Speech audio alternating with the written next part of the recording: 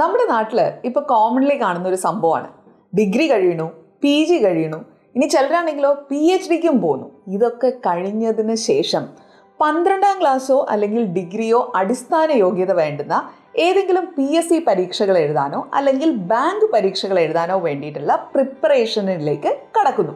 ഇത് കോമൺ ആയിട്ട് കാണുന്ന സംഭവമല്ലേ. എഞ്ചിനീയറിംഗ് കഴിഞ്ഞ കുട്ടികളടക്കം PSC എക്സാംസിനും ബാങ്ക് എക്സാമിനും വേണ്ടി പ്രിപ്പയർ ചെയ്യുന്ന ഒരു അവസ്ഥയാണ് നമ്മൾ ചുറ്റും കാണാറുള്ളത്.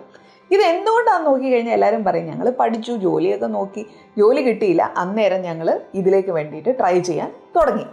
ഈ ട്രൈ ചെയ്യാൻ തുടങ്ങിയവർ പലപ്പോഴും കുറച്ച് നാളിന് ശേഷം ഭയങ്കരമായിട്ടൊരു വിഷമിക്കുന്ന അവസ്ഥയിലേക്ക് പോകുന്നത് ഞാൻ കണ്ടിട്ടുണ്ട്.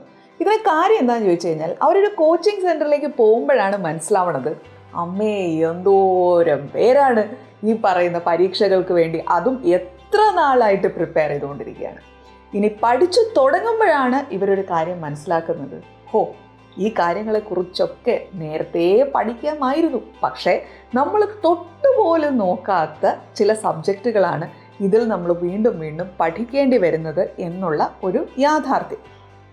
ഇതിൽ നമ്മൾ കോമൺ ആയിട്ട് PSC എക്സാംസും ബാങ്ക് എക്സാംസും നോക്കുകയാണെങ്കിൽ അതിൽ കാണാൻ പറ്റുന്നത് ഇംഗ്ലീഷ്, ലോജിക്കൽ റീസണിങ്, അതുപോലെ തന്നെ current affairs and general knowledge, basic ആയിട്ട് വരുന്ന മാത്തമാറ്റിക്സ്, ഈ ലോജിക്കൽ റീസണിങ് തന്നെയാണ് ഞാൻ പറഞ്ഞത്, മാത്തമാറ്റിക്സ് അതുപോലെ വരുന്ന സംഭവങ്ങൾ ഇതൊക്കെ.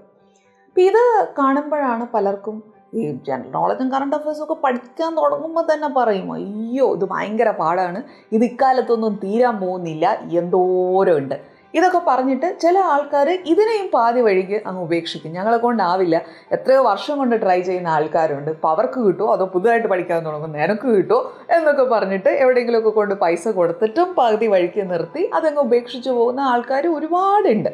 അപ്പം എനിക്ക് നിങ്ങളോടൊക്കെ പറയാനുള്ളത്, ഈ PSC എഴുതിയിട്ട് നമ്മൾ ഏതെങ്കിലും ഒരു സർക്കാർ സ്ഥാപനത്തിൽ ജോലി കിട്ടുക എന്നുള്ളതും അല്ലെങ്കിൽ ബാങ്ക് പരീക്ഷ എഴുതി ഏതെങ്കിലും ബാങ്കുകളിൽ ജോലി കിട്ടുക എന്നുള്ളതും ഒരിക്കലും മോശമായിട്ടുള്ള കാര്യമൊന്നുമല്ല.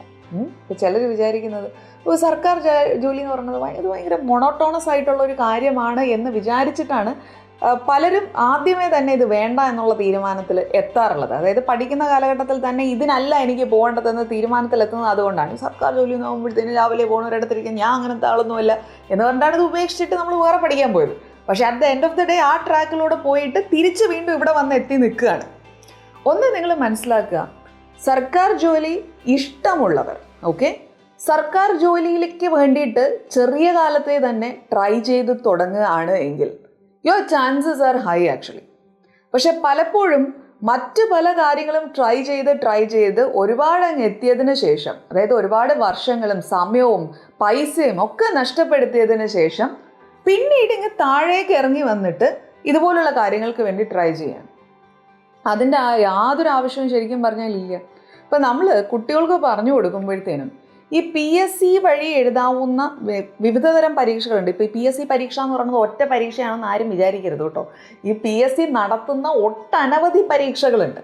ഇത്തരത്തിലുള്ള പരീക്ഷകൾ എഴുതി പലതരത്തിലുള്ള സർക്കാർ മേഖലകളിലെ ജോലികൾക്ക് നമുക്ക് പ്രവേശിക്കാൻ സാധിക്കും. അതുപോലെ ബാങ്ക് പരീക്ഷകൾ എഴുതിക്കൊണ്ട് അതിൻ്റെ വിവിധ മേഖലകളിലേക്ക് നമുക്ക് ഇറങ്ങാൻ സാധിക്കും.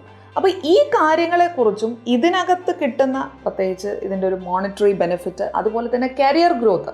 ഇപ്പോൾ PSCയിൽ ചില പരീക്ഷകൾ എഴുതി സർക്കാർ ജോലികളിൽ നിങ്ങൾ പ്രവേശിച്ചു കഴിഞ്ഞാൽ അവിടെ ഇരുന്നു കൊണ്ട് അടുത്ത ടെസ്റ്റുകൾ എഴുതി മുകളിലേക്ക് പോകാനുള്ള ഓപ്ഷൻ നിങ്ങൾക്കുണ്ട്.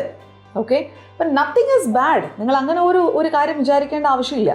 ഇതിനെക്കുറിച്ച് നേരത്തെ കാലത്തെ നിങ്ങൾ ദയവ് ചെയ്ത് മനസ്സിലാക്കുക.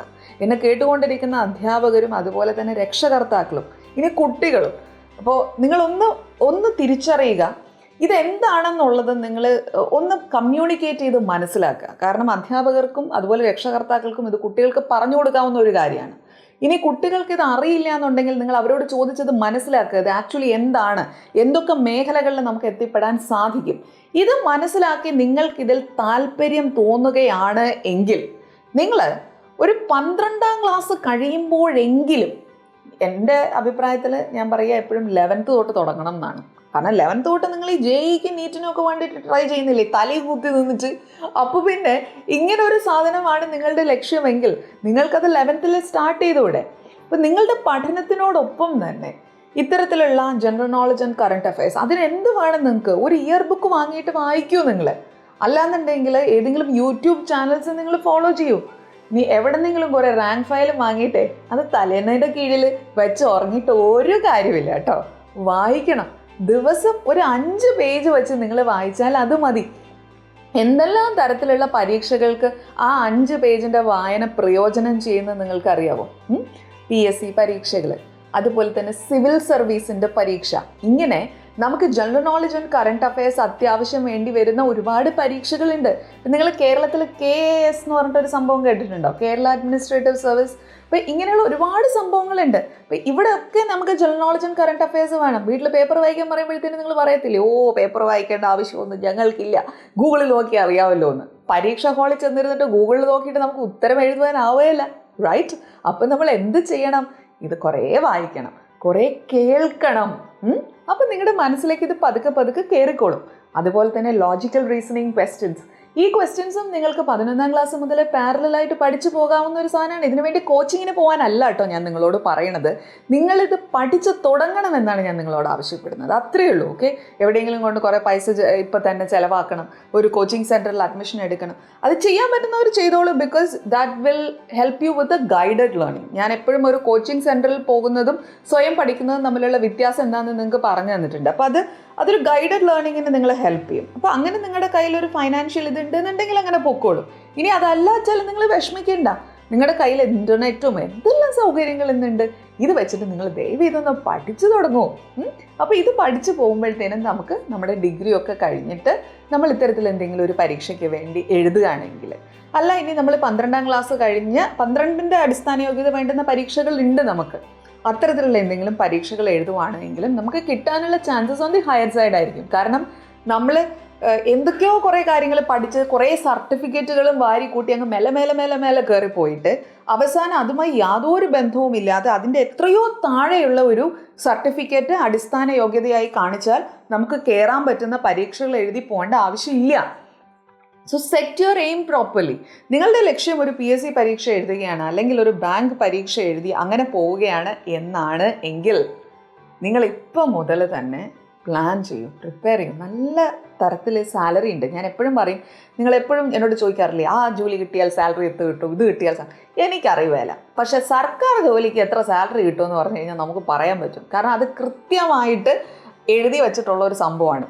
ആരെയും നോക്കിയിട്ട് ഇയാൾ നന്നായി പണിയെടുക്കുന്നുണ്ട്, അതുകൊണ്ട് അടുത്ത മാസം മുതൽ ഞാൻ 1000 രൂപ കൂടുതൽ കൊടുക്കാമെന്ന് ഒരു സ്ഥലത്തും ഈ പറയുന്ന നിങ്ങളുടെ തൊട്ട് മുകളിലുള്ള ആൾക്കൊരു തീരുമാനം സർക്കാർ മേഖലയിൽ ജോലി ചെയ്യുമ്പോഴത്തേനും തീരുമാനം എടുക്കാൻ പറ്റത്തില്ല. ബട്ട് പ്രൈവറ്റിൻ്റെ കാര്യത്തിൽ നമുക്ക് ഒരിക്കലും സാലറി സ്കെയിലിൻ്റെ ഇത് ഒന്നും പറയാൻ പറ്റില്ല. ഓക്കെ? അപ്പോൾ ഇവിടെ നിങ്ങൾക്ക് ആ സാലറി സ്കെയിൽ എത്രയാണ് എന്നുള്ളതിൽ പോലും ക്ലാരിറ്റി ഉണ്ട്. So think about it. എന്നിട്ട് നിങ്ങൾ അതാണ് നിങ്ങളുടെ ആഗ്രഹമെങ്കിൽ, അതാണ് നിങ്ങളുടെ ലക്ഷ്യമെങ്കിൽ, ആ ആഗ്രഹവും ലക്ഷ്യവും തീർച്ചയായും നിങ്ങളെ ഒരു ഫൈനാൻഷ്യൽ സെക്യൂരിറ്റിയും ഒരു സോഷ്യൽ സെക്യൂരിറ്റിയും ഒക്കെ ഉള്ള ഒരു അവസ്ഥയിലേക്ക് കൊണ്ടെത്തിക്കുക തന്നെ ചെയ്യും. പക്ഷേ ആ ലക്ഷ്യത്തോടെ നിങ്ങൾ ഇപ്പോഴേ പഠിച്ചു തുടങ്ങുക. അല്ലാതെ നിങ്ങൾക്ക് ആവശ്യമില്ലാത്ത ഒരുപാട് കാര്യങ്ങൾ പഠിച്ച് പോയിട്ട് പിന്നെ താഴെ ഇവിടേക്ക് ഇറങ്ങാൻ നിൽക്കാതെ നിങ്ങൾ ഇപ്പം മുതൽ പ്രിപ്പയർ ചെയ്ത് പോയി കഴിഞ്ഞ് കഴിഞ്ഞാൽ നിങ്ങൾക്കിതൊക്കെ അച്ചീവ് ചെയ്യാൻ പറ്റുന്നതേ ഉള്ളൂ. Good luck.